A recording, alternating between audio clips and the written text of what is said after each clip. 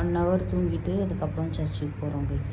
இன்னைக்கு Easter Sunday. அந்த குட்டி மினி vlog பார்த்துடலாமா வாங்க. ஒரு 1.5 hour நல்லா தூங்கிட்டு அதுக்கப்புறமா ரெடியெல்லாம் ஆகிட்டு கேண்டெல்லாம் வாங்கிட்டு சர்ச்சுக்கு போயிட்டோம் மாஸ்க்கு.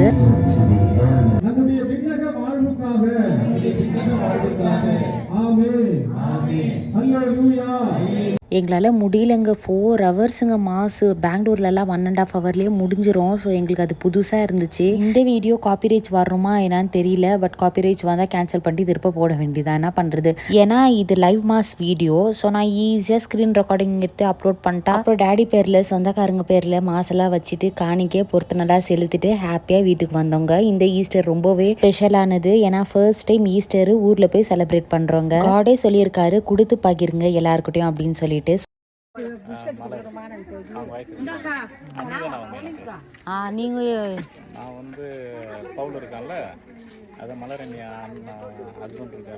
அதனால எங்களால் முடிஞ்சது ஏதோ ஒன்று டிஸ்ட்ரிபியூட் பண்ணோம். மாஸ் முடிஞ்சு இப்போ வீட்டுக்கு போகிறோம்.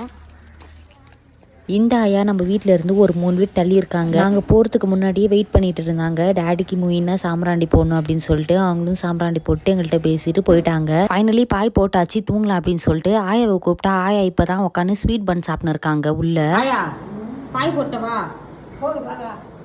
போட்டவா படு. இது கண்டினியூஷன் பார்ட் தொடர்ந்து வரோம். Tata bye guys.